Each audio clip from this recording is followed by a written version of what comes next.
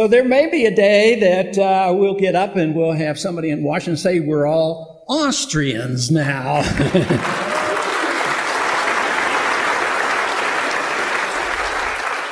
You know, it has been a lot of fun and a lot of enjoyment, especially for me in the last 2 years, and also very hectic at times. But things definitely changed after the presidential campaign, dramatically. There was a big change in my personal life. There was a big change in attitudes and respect for what we all have been saying for so long. But actually, there's a change in walking through airports. And that sometimes is, quite, enjoyable. I meet a lot of people. But it is fascinating. Why I'm so fascinated is by the individuals who come up and are excited about getting a picture or talking about what I've been doing.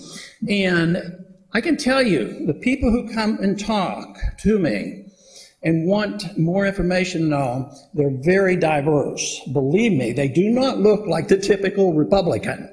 And I think this is great.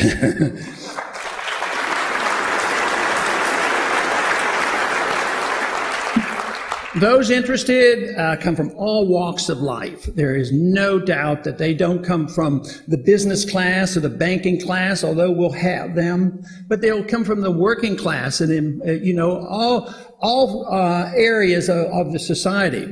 But because freedom is so popular and brings people together, which has been my argument, if we follow the Constitution, defend liberty, then all of a sudden we melt away so many of our differences. But it also invites a bit of a problem because individuals who do come, sometimes I am dumbfounded, and all of a sudden new friends, and they seem to be even more than I expected. For instance, it's sometimes hard for me to totally understand why the TSA employees would be excited about talking to me. But it does happen, so I just wrote it off for a while. Yeah, they know I'm a congressman and they just think that they have to, be real friendly. But I swear, some of them are very, very sincere. And just the other day, this individual was reading all of my stuff and calling in the weekly report on the telephone and listening to it. So he's been very involved. So this idea that we can take people and stereotype them and say, well, they're in this category and they're not open to our ideas. And I marveled at it to think that really, with the ideas of liberty and limited government, we can approach anybody and everybody. And to me, I think that's just fantastic.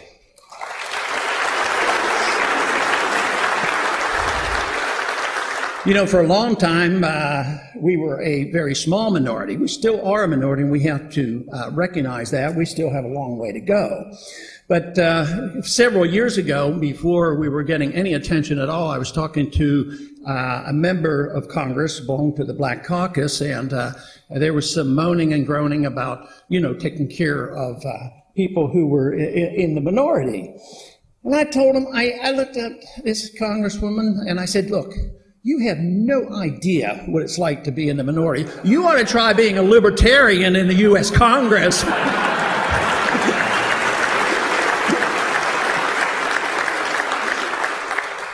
But that is changing right now, and fortunately, I think all to our benefit. But we certainly have a lot of problems yet to deal with. This past week, we had a perfect example of where we really stand, especially on the foreign policy.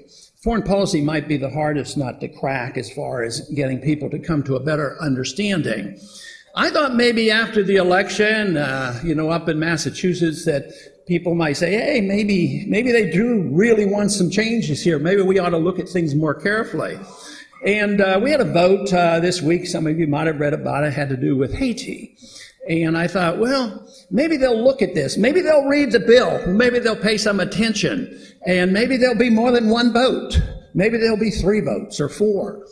The bill simply said, we express our condolences and our sympathies for the people who have suffered in Haiti.